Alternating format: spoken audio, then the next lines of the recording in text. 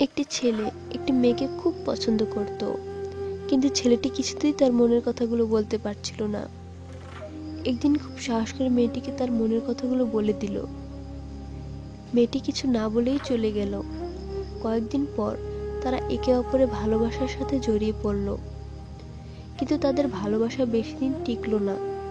ছেলেটি মেয়েটির সাথে কথা বলা বন্ধ করে দিল। মেয়েটি ছেলেটির জন্য খুব চিন্তা করতে লাগলো, কি হয়েছে ওর। কিছুদিন পর মেয়েটি দেখলো ছেলেটি অন্য একটি মেয়ের সাথে, আর ওকে দেখে না দেখার ভান করে চলে গেল। তখন মেয়েটি খুব কষ্ট পেয়ে অঝরে কাঁদতে শুরু করলো। মেয়েটি পরে ভাবলো, যদি তার ভালোবাসা সত্যি হয় তাহলে ছেলেটি আবারও তার কাছে ফিরে আসবে। তার কয়েকদিন পর ছেলেটি আবারও তার কাছে ফিরে আসলো। মেয়েটি তাকে না বলেনি, কারণ মেয়েটি ওর অপেক্ষায় ছিল। মেয়েটি তার ভালোবাসা আবারও ফিরে পেল। কয়েকদিন পর ছেলেটি আবারও মেয়েটিকে ছেড়ে চলে গেল। মেয়েটি এবার অনেক কষ্ট পেয়ে শক্ত হলো, তাকে ভুলে যাওয়ার চেষ্টা করলো, কিন্তু পারল না। প্রতি রাতে মেয়েটির চোখের পানি ঝরে। মেয়েটির জীবনে খুব কষ্ট নেমে আসলো। তার মধ্যেই মেয়েটির বিয়ে ঠিক করলো তার বাবা মা।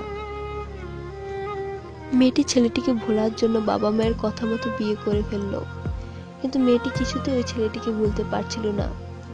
মেয়েটির হাজবেন্ড খুব খারাপ ছিল, বাসায় খুব রাত করে ফিরত, নেশা করত আর মেয়েটিকে খুব মারত।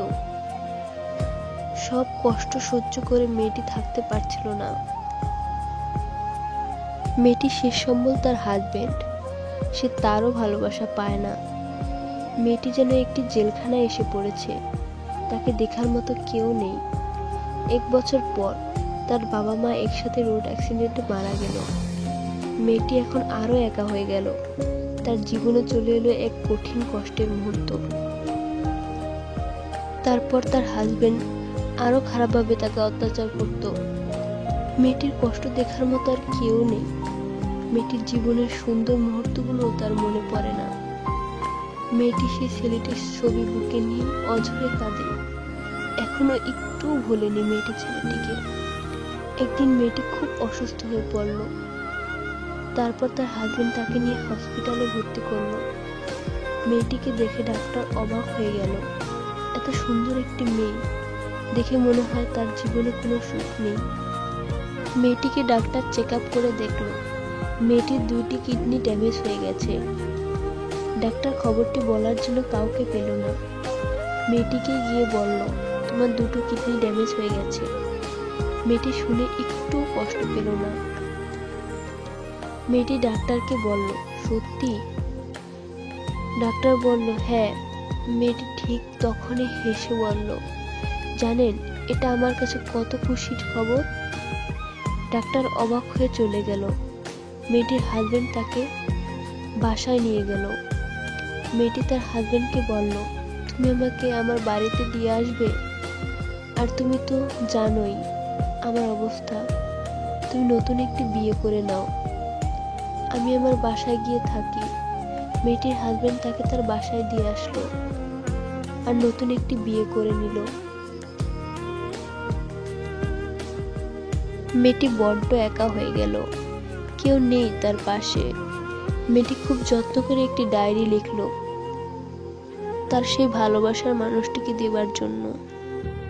মেয়েটি তার মনের কথাগুলো সব লিখে রেখেছিল ডায়েরিতে। মেয়েটির ইচ্ছে ছিল মরার আগে তার প্রিয় মানুষটিকে একটি বারের জন্য দেখতে, কিন্তু তার সেই ভাগ্য হলো না। মেয়েটি তার এক বান্ধবীকে বলল ডায়েরিটা ওই ছেলেটিকে দিতে। মেয়েটির কথা মতো ওই ডায়েরিটা ছেলেটিকে পৌঁছে দিল। কিন্তু সেই দিনটা ছিল ছেলেটির বিয়ে, তাই খুব ব্যস্ত থাকার কারণে সে ডায়েরিটার দিকে মনোযোগ দিতে পারল না। সেই ডায়েরিটা তার ঘরে রেখে দিল।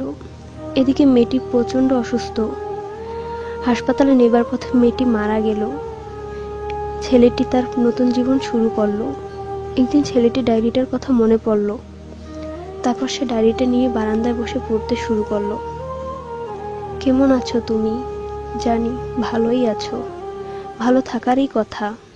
আমি সবসময় দোয়া করি তুমি যেন ভালো থাকো, কষ্ট কখনো তোমাকে ছুঁতে না পারে।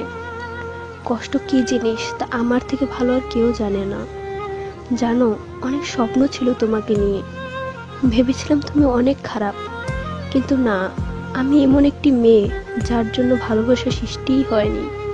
জানো, এখনো মনে হয় তুমি ফিরে আসবে, কিন্তু এটা সম্ভব না। তুমি চলে যাওয়ার পর যে কষ্টগুলো আমি পেয়েছি, তার কাছে পৃথিবীর সকল কষ্ট হার মানবে। এখনো মনে হয় তুমি আমার পাশে বসে থাকো, তোমাকে এখনো অনুভব করি। বাবা মা মরে গেছে, আমিও আর বেশি দিন চাইলেও বাঁচতে পারবো না, কারণ আমার দুটো কিডনি ড্যামেজ হয়ে গেছে। ইচ্ছে ছিল মরার আগে তোমাকে দেখব, কিন্তু তা তো আর হবে না। যদি সময় হয় কবরটি দেখে যেও। তুমি ভালো থেকো, সুখে থেকো। ডায়েরিটি পড়ে ছেলেটি নিজেকে অনেক বড় অপরাধী বলে মনে করলো। তখনই সে একটি গোলাপ নিয়ে দৌড়ে গেল মেয়েটির বাসার সামনে। বাসার সামনে গিয়ে দেখলো 3টি কবর, একটি কবর নতুন করে দেওয়া হয়েছে। ছেলেটির চোখ থেকে যেন এই প্রথম মেয়েটির জন্য পানি ঝরছে। ছেলেটি মেয়েটির কবরের উপর গোলাপটি দিয়ে চলে গেল। এইভাবে প্রতি বছর এই সময়টা ছেলেটি এসে মেয়েটির কবরের উপর একটি গোলাপ দিয়ে যায়।